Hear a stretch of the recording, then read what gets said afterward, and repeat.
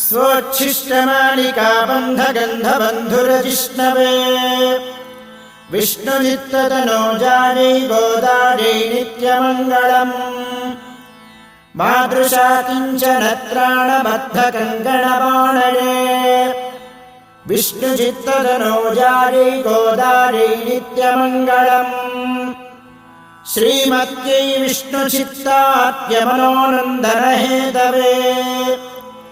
नन्दनन्दनसुन्दर्यै